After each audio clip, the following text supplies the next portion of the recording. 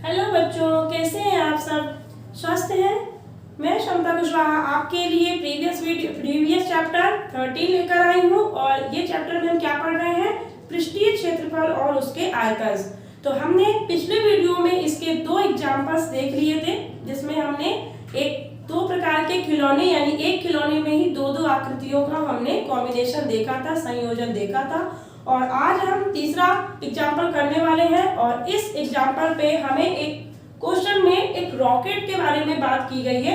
ये रॉकेट कैसा है? एक खिलौने के रूप का ही है और जिसमें क्या बताया गया है कि इसका ऊपरी हिस्सा, आपको पता भी होगा, रॉकेट का ऊपरी हिस्सा होता है कोने जैसा यानी शंकु जैसा और इसका निचला हिस्सा होता है कैसा?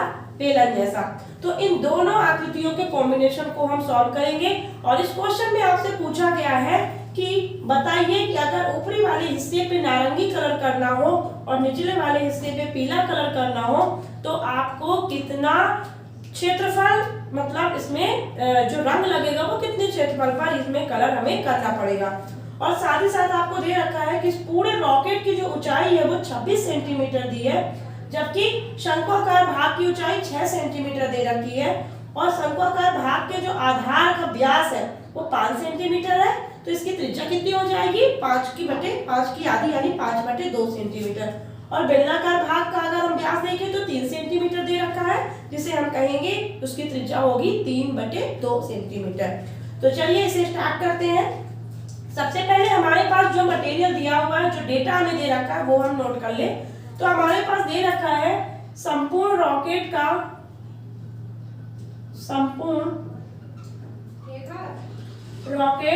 की ऊंचाई, ठीक है। संपूर्ण रॉकेट की ऊंचाई आपको कितनी दे रखी है? 26 सेंटीमीटर। फिर अगर हम कहें और शंक्वाकार भाग की ऊंचाई कितनी दे रखी है? शंक्वाकार भाग की ऊंचाई दे रखी है आपको 6 सेंटीमीटर। तो बताइए अगर 26 में से 6 घट गया तो ये क्या बचेगा? बेलन भाग की ऊंचाई। तो लिखेंगे बेलनाकार भाग की ऊंचाई। क्या लिखेंगे? बेलनाकार भाग की ऊंचाई। इसे हम कैसे फाइंड करेंगे? टोटल जो रॉकेट की हाइट थी उसमें से शंक्वाकार भाग को माइनस कर दें तो हमारा क्या मिल जाएगा? बेलन वाले भाग की ऊंचाई मिल जाएगी। तो 26 में से 6 गए तो कितने बचे? 20 सेंटीमीटर। तो ये हमारे बेलनाकार भाग की ऊंचाई हो गई। शंक्वाकार भाग की ऊंचाई हो गई ये हमारी। अच्छा, इसे हम किससे डिनोट कर सकते हैं? ये हमारा हो सकता है h से, ठीक है। और बेलनाकार भाग की ऊंचाई को हम किससे लिख सकते हैं? h' से डिनोट कर लेते हैं। हम आगे की तरफ बढ़ते हैं। तो यहाँ पे कह रहा है शंक्वाकार भाग के आधार का व्यास 5 सेंटीमीटर है, यानी कह सकते हैं शंकु का व्यास कितना दिया हुआ है? शंकु के आधार का व्यास लिख लीजिए। शंकु के आधार का व्यास आपको दे रखा है कितना? 5 सेंटीमीटर। तो त्रिज्या कितनी हो जाएगी? क्योंकि 2 त्रिज्याएं हैं तो इसे हम स्मॉल आई का नाम दे देते हैं और ये हमारी व्यास की आधी होगी यानी 5.5 सेंटीमीटर। आगे हम देखते हैं बेलन के आधार का व्यास। बेलन के आधार का व्यास कितना है? आपको 3 सेंटीमीटर दे रखा है। तो त्रिज्या कितनी हो जाएगी इसकी? बेलन की त्रिज्या, जिसे हम 8' से डिनोट कर लें, 3 की आधी यानी 3/2 सेंटीमीटर, ठीक है। तो इस तरह से हमने सारे जो हमारे पास डेटा दिए थे वो हमने नोट कर लिए। अब यहाँ पे सबसे पहले शंक्वाकार भाग में नारंगी रंग किया जाना है। तो हम शंक्वाकार भाग यानी कहें तो बोला है क्वेश्चन की प्रत्येक रंग द्वारा रॉकेट का रंगे जाने वाला भाग का क्षेत्रफल। तो हम नारंगी भाग द्वारा रंगे जाने वाले भाग का क्षेत्रफल निकाल रहे हैं। नारंगी रंग द्वारा रंगे जाने वाले भाग का क्षेत्रफल, और ये किससे मिलकर बनेगा? देखिए, नारंगी रंग द्वारा रंगे जाने वाले भाग का क्षेत्रफल हमारा शंकु है। ध्यान दीजिएगा यहाँ पे शंकु हमारा बेलन के ऊपर अध्यारोपित है। तो यहाँ पर हम जो शंकु का आधार देख रहे हैं वो बेलन के बेलन से जो कि जहां पे वो जुड़ा हुआ है, तो बेलन का आधार शंकु के आधार के हिसाब से छोटा है। तो जब हम रंग करेंगे तो शंकु के निचले वाले आधार पे भी रंग करेंगे। ठीक है, तो यहाँ पे हम लिखेंगे शंकु का वक्र पृष्ठीय क्षेत्रफल।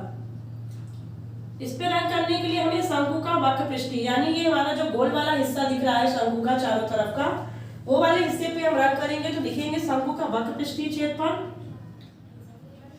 इस पे हम प्लस करेंगे किसका,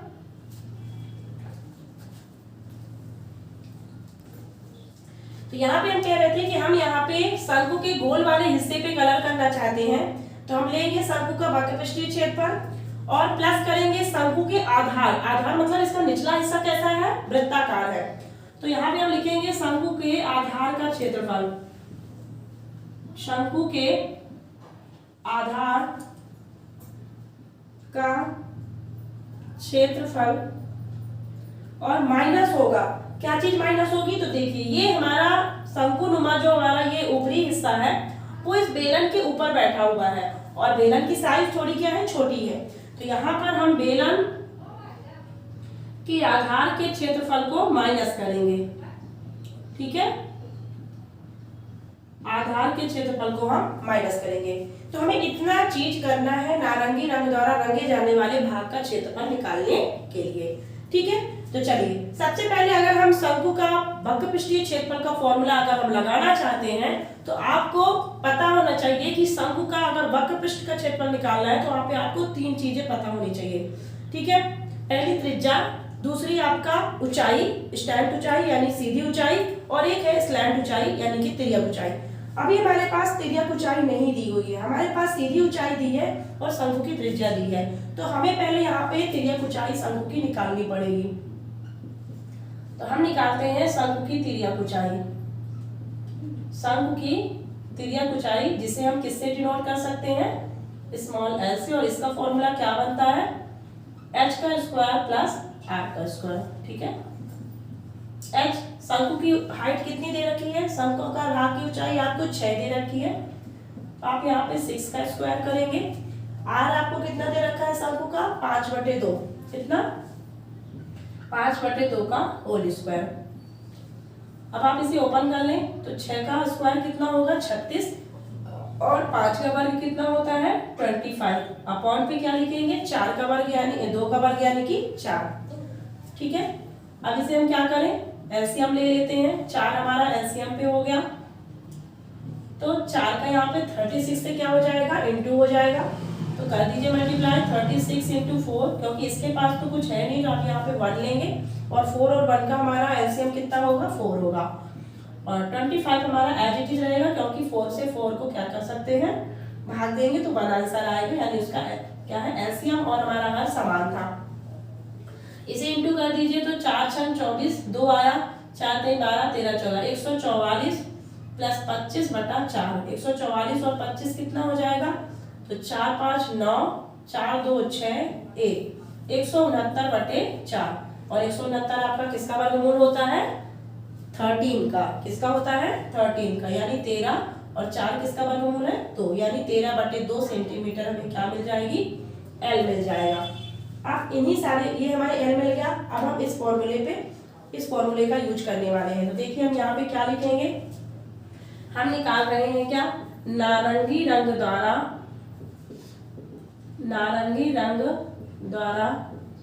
रंगे जाने वाले भाग का क्षेत्रफल। ठीक है,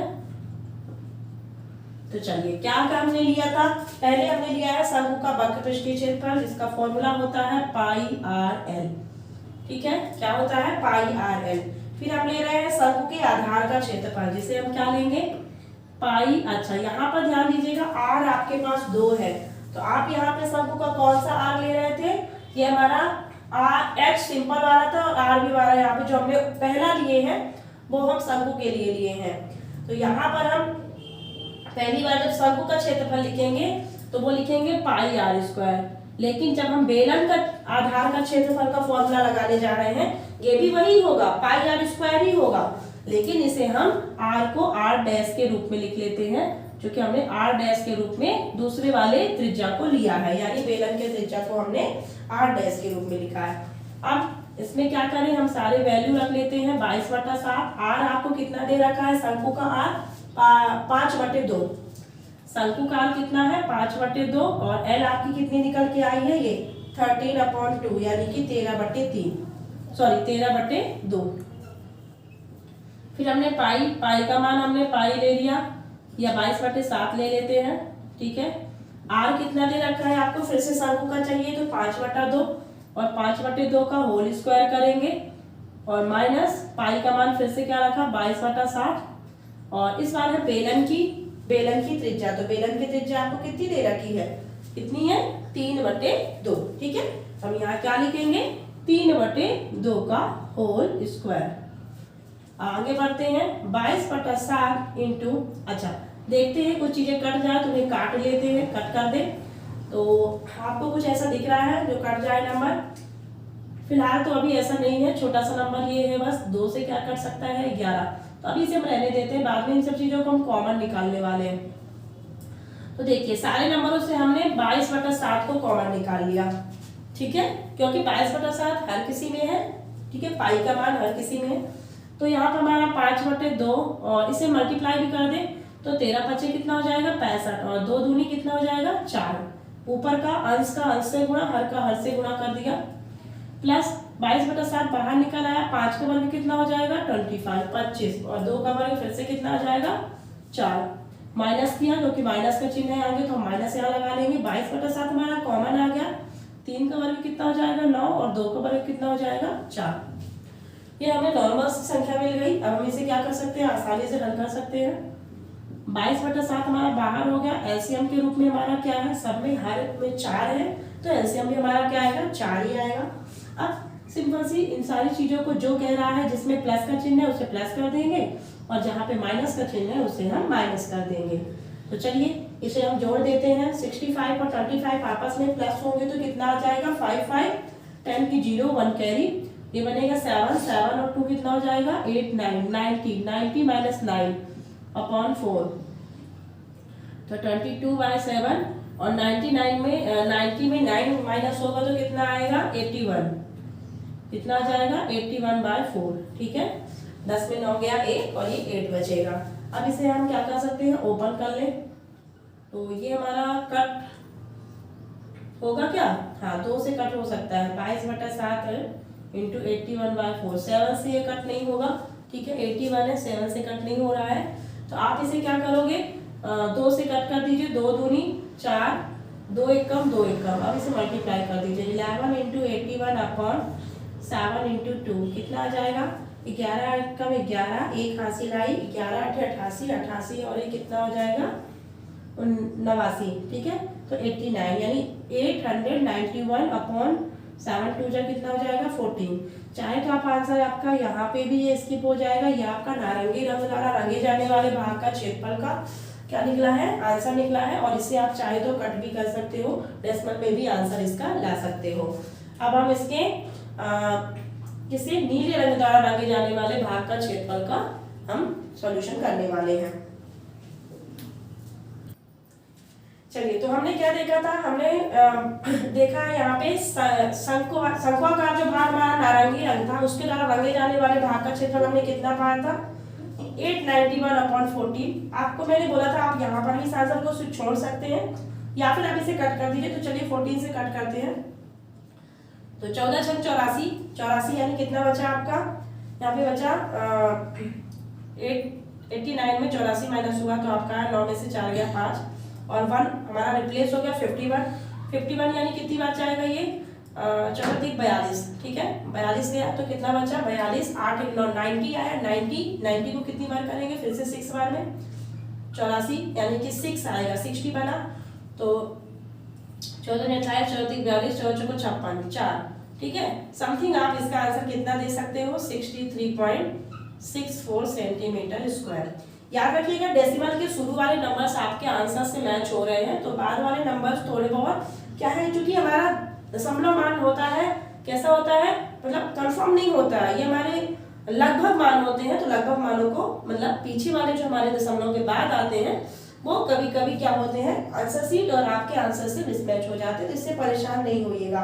चलिए आगे हम निकालने वाले हैं पीला भाग। जो हमारा बेलन था वो हमारा पीले रंग से रंगा जा रहा था, तो हम पीले रंग द्वारा रंगे जाने वाले भाग का क्षेत्रफल निकालने वाले हैं। किसका? पीला रंग द्वारा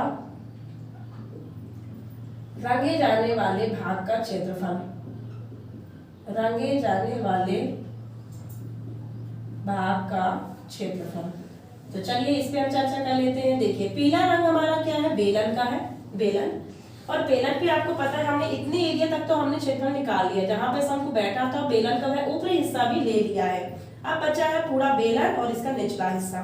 क्योंकि जब कलर हम करेंगे तो किसी भी हिस्से को हम छोड़ नहीं रहे हैं, हम खिलौना था, छोटा सा खिलौना है, तो हम पूरे रंग को पूरे मतलब एरिया पे हम कलर करेंगे। तो अब हमारा बचा है बेलन और ये हमारा निचला हिस्सा। तो इन्हीं दोनों हिस्सों को देख रहे हैं, तो बेलन को अंदर तो रंगेंगे नहीं हम, बेलन के बाहरी हिस्से भी हम कलर करेंगे। तो बाहरी हिस्से को हम किस रूप में लेते हैं? बेलन का वक्र पृष्ठ रूप में। तो क्या लिखेंगे? बेलन का वक्र पृष्ठीय क्षेत्रफल लेंगे।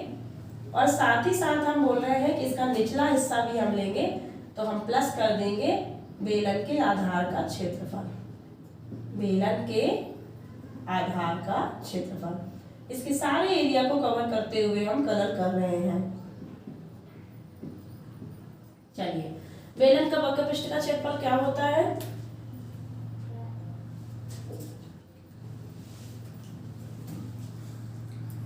चलिए तो हम क्या कह रहे थे कि हमें बेलन का वक्र पृष्ठीय क्षेत्रफल निकालना है। तो बेलन का वक्र पृष्ठ आपको पता है कि बेलन का जो हमारा आयतन होता है वो हमारा होता है 1/3 पाई आर स्क्वायर एच होता है। बेलन का आयतन पाई आर स्क्वायर एच। और बेलन का वक्र पृष्ठ हम निकालने जा रहे हैं, तो हम यहाँ पे लिखेंगे 2 pi r square h, 2 pi r h. क्या लिखेंगे? 2 पाई आर एच। अब यहाँ पे आर जो लिया गया वो बेलन के लिए है ना, तो बेलन का आर हमारा क्या है? डैश के रूप में लिया था, और एच भी हमारा कैसा था? डैश के रूप में था। तो इन्हें हम इस रूप में लिख लेते जो हमने यहाँ पे डिनोट किया था। हम लिखेंगे पाई आर एच, ठीक है। 2 पाई आर एच हमारा क्या हो जाएगा? बेलन का वक्र पृष्ठ, और बेलन का आधार बनेगा पाई आर स्क्वायर, ठीक है, पाई आर स्क्वायर, और ये हमारा डैश रूप में रहेगा। तो क्या लिखेंगे? पाई आर डैश का होल स्क्वायर। आधार हमारा कैसा है? बेलन का आधार गोलाकार है, गोलाकार यानी वृत्त का आयतन, वृत्त का क्षेत्रफल यानी पाई आर स्क्वायर। और ये बेलन का वक्र पृष्ठ कितना होता है? 2 पाई आर एच, जिसे हम आर डैश एच डैश के रूप में लिए हैं। चलिए यहाँ से हमने क्या देखा? पाई तो हमारा कॉमन है, फिर भी हम अभी वैल्यू पुट कर देते हैं। आर डैश यानी बेलन की त्रिज्या आपको कितनी दे रखी है? 3/2। कितनी रखी है? 3/2। और आपकी हाइट कितनी दे रखी है इसकी, बेलन की? तो बेलन की हाइट हमने निकाली थी ना 20 सेंटीमीटर। कितनी? 20 सेंटीमीटर। यहाँ पर भी हमने 22/7 पाई का मान रख दिया। आर फिर से कितनी लेंगे? 3/2 का होल स्क्वायर। ओके चलिए अब हम यहाँ पे क्या देख रहे हैं कि 22/7 दोनों में कॉमन है, तो हमने 22/7 को क्या ले लिया? कॉमन ले लिया। यहाँ पे आपका बचा क्या? 2 बचा, और इंटू 3/2 बचा, और इंटू पे अभी 20 भी है, 20 भी लिख लिया। प्लस यहाँ से 22/7 बाहर निकला, तो ये निकला 3 का वर्ग 9 और 2 का वर्ग 4, ठीक है। यहाँ पे आप 2 से 2 को क्या कर सकते हैं? कट कर सकते हैं। अपना बचा हुआ भाग क्या है? यहाँ पे 20 भी आए, कितना हो जाएगा? 60, और प्लस 9/4। अब इसे हम एलसीएम रूप में सॉल्व कर लेते हैं। हमारा यहाँ पे कुछ नहीं है हर में, तो हम 1 लेंगे। 4 और 1 का हमारा हर कितना होगा? 4 ही होगा। 4 का 3 गुणा, तो 6 चौको 24, 240 प्लस 9, ठीक है। 9 क्यों हो गया? क्योंकि हर समान है, एलसीएम दोनों सेम है, तो हमारे नंबर भी रिप्लेस हो जाएगा। और हम इसे आगे देखते हैं। 22/7 240 और 9 जुड़ेगा तो 249 लिखेंगे, और अपॉन पे कितना है? 4 है। इससे हम ब्रैकेट को हम ओपन कर सकते हैं, तो हमने 249/4 लिखा। 7 से क्या कट होगा? ये 7 3 21 जाएगा, बचेगा 39, है ना, 39। तो चलिए 2 दूनी 4, 2 एक कम 2 एक कम 2, और अब इसे हम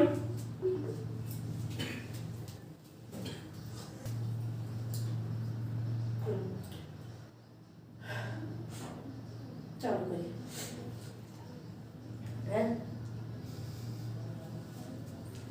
चलिए, तो हम यहाँ क्या देख रहे थे कि हमने 2 से काटा, 2 दूनी 4, 2 एकम 2 एकम, और अब हमारे पास बचा है 11 इंटू 249 बटे 7 दूनी 14।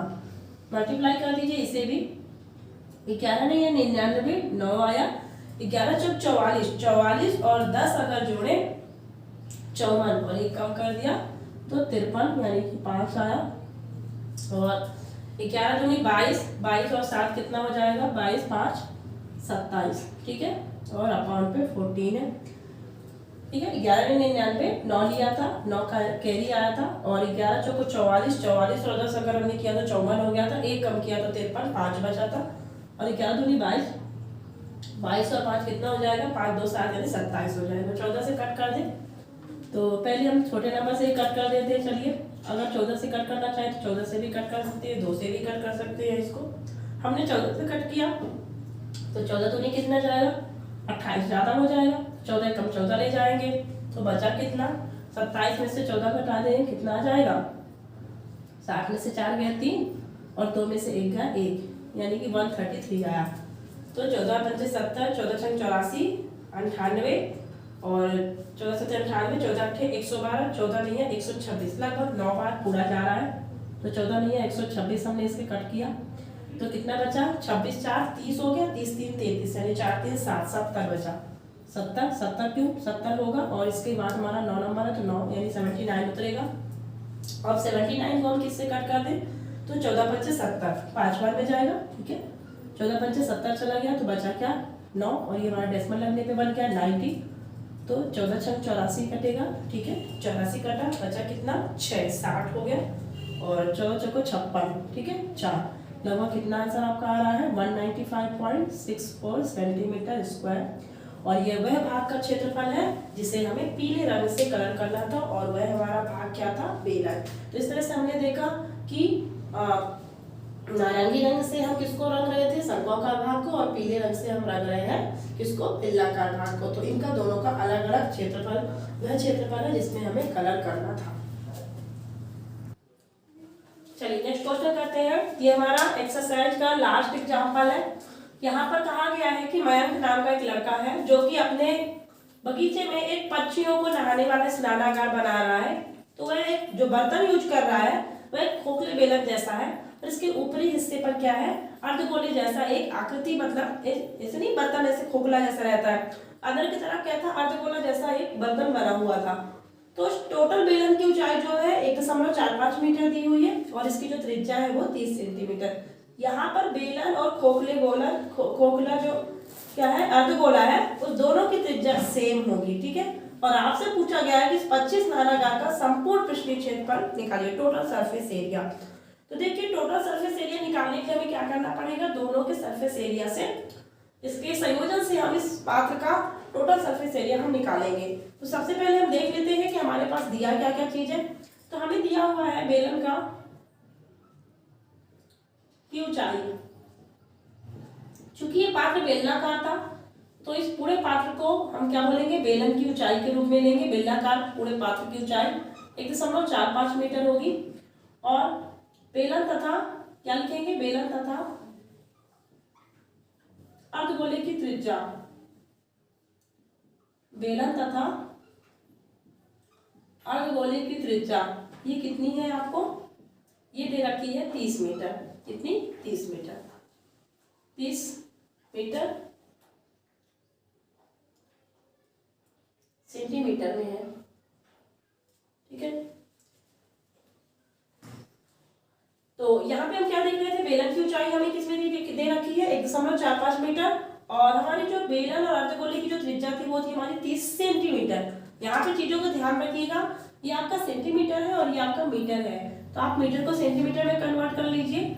यहाँ पर हम ऊंचाई को क्या लिख सकते हैं, नीचे हम यहाँ पे चेंज कर देते हैं आपका, अभी इसे हटा के यहाँ पे आप पहले मीटर को सेंटीमीटर में कन्वर्ट करिए। तो 1.45 1 मीटर बराबर कितने सेंटीमीटर होता है, 100 सेंटीमीटर। तो हम यहाँ पे मल्टीप्लाई करेंगे तो हमारा कितना बन जाएगा 145 सेंटीमीटर। चूंकि हम अगर पॉइंट लगाते हैं तो हमारा पॉइंट क्या हो जाएगा, ये हमने क्या किया 100 से मल्टीप्लाई किया तो एक कितना होगा 14,500, और इसका डेसिमल लगाएंगे 2 नंबर पीछे, ठीक है। तो हमारा दशमलव होगा वो हमारा 0 को हटा दिया यानी हमारा बना 145 सेंटीमीटर हमारी इसकी हाइट आ जाएगी। और हम क्या लिख रहे थे इसके बाद, बेलन व अर्धगोले की त्रिज्या, बेलन व अर्धगोले की त्रिज्या। तो ये आपको कितनी दे रखी है, दोनों की कंबाइंड त्रिज्या होगी। क्यों? क्योंकि जहां पे अर्धगोला खत्म हो रहा है, मतलब अर्धगोला बेलन पर ही बना हुआ है, तो इसके ऊपरी हिस्से और निचले हिस्से बेलन के क्या होते हैं, समान ही होते हैं। ऊपर भी वृत्त होता है, नीचे भी वृत्त होता है। तो अर्धगोले का और बेलन की त्रिज्या हमारी कॉमन है और वो हमारी कितनी दी है, 30 सेंटीमीटर। अब हम यहाँ पे निकालने वाले हैं 25 नालागार का संपूर्ण पृष्ठीय क्षेत्रफल। तो हम क्या लिखेंगे, 25 स्नानागार, क्या लिख रहे हैं, स्नानागार का संपूर्ण पृष्ठीय क्षेत्रफल। क्या लिख रहे हैं, संपूर्ण पृष्ठीय क्षेत्रफल। तो देखिए इसे फाइंड करने के लिए हम क्या करेंगे, हम दोनों का संपूर्ण पृष्ठीय क्षेत्रफल लेंगे, तो दोनों का हम वक्र पृष्ठीय क्षेत्रफल निकालेंगे। क्यों? क्योंकि ये हमारा खोखला है, ठीक है, बेलन कैसा है, खोखला है, तो हमें अंदर इसका हिस्सा नहीं मिला, हमें बाहरी हिस्से में ही, इसमें जो कुछ भी है बाहरी हिस्से का ही हम क्षेत्रफल निकाल सकते हैं। तो बाहरी हिस्से के लिए हमें क्या निकालना पड़ता है, वक्र पृष्ठ निकालना पड़ता है। तो हम लिखेंगे क्या कि बेलन का वक्र पृष्ठ, बेलन का वक्र पृष्ठीय क्षेत्रफल प्लस अर्धगोले का वक्र पृष्ठीय क्षेत्रफल।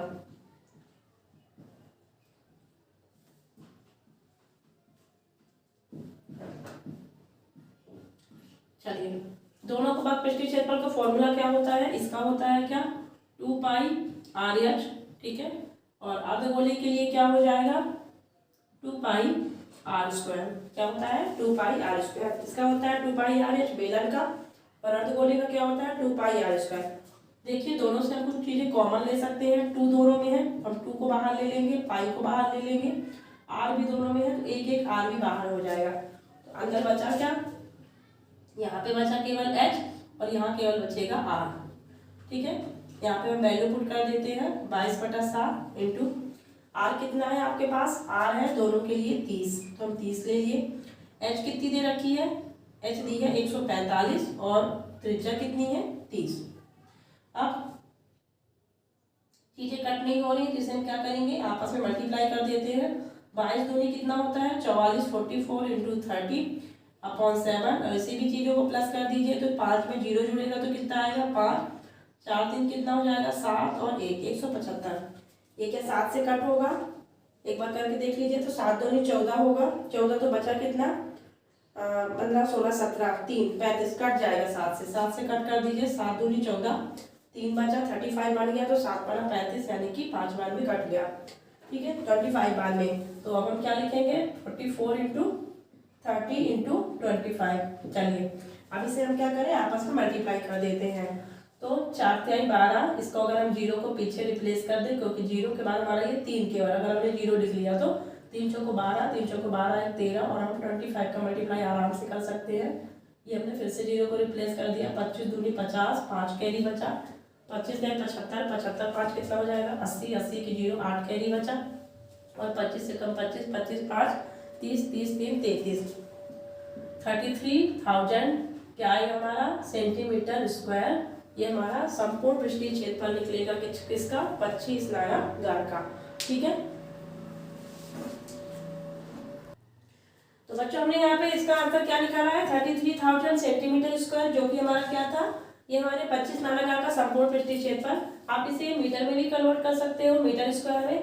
तो इसमें क्या करेंगे, ये हमारा सेंटीमीटर, यानी 1 सेंटीमीटर, 1 मीटर बराबर कितना होता है, 100 सेंटीमीटर, 1 मीटर बराबर 100 सेंटीमीटर, लेकिन यहाँ पे 1 मीटर स्क्वायर हमें निकालना है, तो हम क्या करेंगे, 100 इंटू 100 सेंटीमीटर, ठीक है, स्क्वायर के रूप में हमारा कन्वर्ट होगा। तो अब हम इसमें करने वाले हैं 33 ये, और इसमें हम सेंटीमीटर को मीटर में कन्वर्ट कर रहे हैं, तो हमारा 200, यानी 100 और दूसरा 100, यानी एक मीटर बराबर 100 एक के लिए, एक के बाद दूसरे वाले के लिए। तो इस तरह से हमारा 3 ये 0 कट जाएंगे और बचेगा कितना, 3.3 मीटर स्क्वायर, जो कि हमारा स्नानागार का क्षेत्रफल होगा। तो चलिए बच्चों, हम लोगों ने एग्जाम्पल्स देख लिए हैं। इस एक्सरसाइज 13.1 के हमने सारे एग्जाम्पल्स देख लिए और आज हम स्टार्ट करने वाले हैं एक्सरसाइज 13.1, जिसका पहला क्वेश्चन कहता है कि यहाँ पर एक घन दिया है, सॉरी 2 घन है और दोनों घनों का जो आयतन है, प्रत्येक घन का आयतन 64 सेंटीमीटर घन दिया हुआ है और आपको कह रहा है इन दोनों घनों को अगर हम मिला दें तो ये क्या आकृति बन जाती है, ठोस आकृति बन जाती है। और अगर हम दोनों घनों को मिलाते हैं घनाभ की आकृति वो बनाएगा। तो अब आपको बताना है ये जो घनाभ प्राप्त हुआ उसका पृष्ठीय क्षेत्रफल क्या होगा। संपूर्ण पृष्ठीय क्षेत्रफल आपको ज्ञात करने को बोल रहा है। तो सबसे पहले हम घन है, घन में आयतन दिया है, तो हमारे पास अभी घन की भुजा ही नहीं दी है, तो अभी इसे हम क्या करेंगे, आयतन के थ्रू हम घन की भुजा निकालेंगे। तो चलिए हम घन की भुजा निकाल लेते हैं। हमारे पास दिया है घन का आयतन, क्या दिया है, घन का आयतन कितना दे रखा है, 64 सेंटीमीटर क्यूब। अब आपको पता होगा घन का आयतन क्या होता है, फॉर्मूला a का क्यूब। क्या होता है, a का क्यूब। तो चलिए अगर a क्यूब है इक्वल टू 64 है तो हम a इज इक्वल टू क्या लिख सकते हैं, यही हमारा जो क्यूब है घात की हमारा घन मूल में बदलेगा और 64 का आपको घन मूल बताना है। तो किस संख्या का 3 बार यानी आपस में मल्टीप्लाई करें तो 64 आए, या फिर आप 64 का क्या निकाल लीजिए, वर्गमूल निकाल लीजिए और 3 3 की पेयरिंग करके देख लीजिए। तो देखिए 2 से कट होगा, 2 तिहाई 6, 2 दूनी 4, 2 एकम 2, 2 छक्का 12, 2 अट्ठे 16, 2 चौको 8, 2 दूनी 4 और 2 एकम 2। तो देखिए हमारा इसमें कितने कितने का पेयर, आप जब स्क्वायर निकालते हो, वर्ग निकालते हो तो 2 2 की पेयरिंग करते हो, लेकिन जब आप घन निकालोगे तो आप यहाँ पे 3 3 की पेयरिंग करोगे। तो 3 3 की पेयरिंग करने पर आपको क्या मिला, एक पेयर से 2 निकला और दूसरे पेयर से भी 2 निकला, तो 2 दूनी 4, यानी ये किसका घनमूल होगा, ये हमारा 4 का घनमूल होगा। ठीक है, इस तरीके से हम किसी भी संख्या का घनमूल आसानी से निकाल सकते हैं। तो हमारे पास घन का आयतन था तो हमने घन की भुजा निकाल ली है। क्या निकाल ली, घन की भुजा। अब देखिए इन्हीं दोनों घनों को जोड़ के क्या बनाया जा रहा है, ठोस आकृति बनाई जा रही है और वह ठोस आकृति घनाभ का रूप ले लेगी। तो देखिए अगर घन की भुजा 4 सेंटीमीटर है तो यहाँ वाली इस वाली भुजा में हमारी ये हमारा 4 ही रहेगा। ठीक है, इसकी हमारी जो चौड़ाई है वो हमारी 4 रहेगी, इसकी ऊंचाई भी हमारी कितनी रहेगी, 4 रहेगी। लेकिन घन को हम कैसा जोड़ रहे हैं, लंबाई हमारी बढ़ गई है, तो ये 4 + 4 कितनी हो जाएगी, 4 सेंटीमीटर + 4 सेंटीमीटर बराबर 8 सेंटीमीटर तुम्हारे घन की लंबाई हो जाएगी। ठीक है, अब हमने क्या देखा, ये हमारी 4 सेंटीमीटर चौड़ाई हो गई, 4 सेंटीमीटर ऊंचाई हो गई और 4 4 8 सेंटीमीटर इसकी क्या हो जाएगी, लंबाई बढ़ गई है। तो अब हम क्या लिख सकते हैं, ये घनाभ मिल गया। तो हमने कहा कि घनाभ की लंबाई कितनी है, तो देखिए घनाभ की लंबाई हमारी 8 सेंटीमीटर है, घनाभ की चौड़ाई हमारी कितनी है, 4 सेंटीमीटर होगी और घनाभ की ऊंचाई कितनी होगी, तो ये ऊंचाई भी हमारी कितनी होगी, 4 सेंटीमीटर होगी। हमें निकालना है घनाभ का संपूर्ण पृष्ठीय क्षेत्रफल। हम यहाँ पे आसानी से लिख सकते हैं घनाभ का संपूर्ण पृष्ठीय क्षेत्रफल, संपूर्ण पृष्ठीय क्षेत्रफल। इसका फॉर्मूला क्या होता है बच्चों, बताइए। घनाभ का संपूर्ण पृष्ठीय क्षेत्रफल का फॉर्मूला होता है 2LB + BH + HL। ठीक है, हमने आपको फॉर्मूले के बारे में डिटेल से बताया था कैसे LB, BH और HL हम ले सकते हैं। तो यहाँ पे हम वैल्यू पुट कर दें तो L हमारा लंबाई कितना है 8, चौड़ाई है 4, तो 8 × 4, 4 × 4 और 4 × 8। ठीक है, इन्हें हम आपस में मल्टीप्लाई कर देंगे तो 2 8 चौको 32, 4 चौको 16 और 8 चौको 32, 32 32 कितना हो जाएगा 64, 32 32 64 + 16। तो इसे हम क्या करें, प्लस कर लें, 64 और 16 कितना हो जाएगा, 6 4 10 और 6 1 7 8 80, यानी हमारा आंसर आएगा 160 सेंटीमीटर स्क्वायर, जो कि घनाभ का संपूर्ण पृष्ठीय क्षेत्रफल होगा। चलिए सेकंड क्वेश्चन देखते हैं इसी एक्सरसाइज का। तो इसमें कह रहा है कि एक बर्तन है और यह बर्तन आपका अर्धगोले के आकार का, देखने से देखिए कैसा लग रहा है आपका, अर्धगोले नुमा है, लेकिन इस पूरा का पूरा अर्धगोला तो नहीं हो सकता, तो इसका इतना अर्धगोला, इतना हिस्सा आप इसे पार्ट 1 पार्ट 2 के रूप में देख सकते हैं। ये हिस्सा आपका अर्धगोला है और इसका ऊपर जो हिस्सा है वो बेलन है। बेलन कैसा है? बेलन भी खोखला है, अर्धगोला भी खोखला है। तो आपको कह रहा है, और एक चीज और क्या बता रखा है कि और ये अर्धगोले के ऊपर ही जो बेलन था वो बैठा हुआ है, अध्यारोपित किया गया है। अगर अर्धगोले का व्यास आपको इतना पूरा 14 सेंटीमीटर दिया है और इस बर्तन की कुल ऊंचाई आपको 13 सेंटीमीटर दे रखी है, आपको बताना है इस बर्तन का आंतरिक पृष्ठीय क्षेत्रफल क्या होगा। तो चलिए इसे हम देखते हैं। सबसे पहले हमें क्या पता है, जो चीजें वो लिख लेते हैं। तो हमारे पास है अर्धगोले का व्यास, क्या दिया है? अर्धगोले का व्यास। व्यास हमें दे रखा है 14 सेंटीमीटर। तो इसकी त्रिज्या कितनी हो जाती है? आपको पता होगा व्यास की आधी त्रिज्या होती है, तो 14 का आधा यानी कि 7 सेंटीमीटर हमारी त्रिज्या हो जाएगी अर्धगोले की। जो अर्धगोले की त्रिज्या है वही हमारी खोखले बेलन की भी त्रिज्या होगी। तो हम यहाँ लिख लेते हैं बेलन की त्रिज्या। बेलन की त्रिज्या भी हमारी कितनी हो जाएगी? 7 सेंटीमीटर। अब पूरा पात्र कितना है? 13 सेंटीमीटर है। तो यहाँ पर हम कहें तो बेलन की हाइट कितनी होगी? तो देखिए बेलन की जो ऊंचाई होगी, आप इस चीज को ध्यान से देखिएगा कि आपकी जो त्रिज्या है वो इधर की तरफ अगर 7 है तो नीचे की तरफ भी तो 7 होगी, क्योंकि हमारा क्या है, ये अर्धगोला है। गोले के केंद्र से जो परिधि छूती है वो हमारी त्रिज्या, तो इधर भी 7 है तो इधर भी 7 है। अब 13 में से अगर इसकी हाइट 7 सेंटीमीटर हम माइनस कर देते हैं तो बची हुई जो होती है वो बेलन की ऊंचाई हो जाएगी। यानी 13 माइनस 6 कर देंगे तो 7 सेंटीमीटर, सॉरी कितना आ जाएगा? 7 माइनस करना है। 13 माइनस 7 कर देंगे तो 6 सेंटीमीटर हमारे बेलन की हाइट आ जाएगी। अब आपको निकालना है इस बर्तन का वक्र पृष्ठीय क्षेत्रफल, आंतरिक पृष्ठीय। तो क्या लिखेंगे? बर्तन का आंतरिक पृष्ठीय क्षेत्रफल। तो देखिए इसे निकालने के लिए आपको दो चीजों का कॉम्बिनेशन आपको बर्तन में दिखाया ही गया है। तो आप क्या करेंगे? आप लिखेंगे अर्धगोले का वक्र पृष्ठीय क्षेत्रफल, अर्धगोले का वक्र पृष्ठीय क्षेत्रफल और प्लस कर देंगे क्या?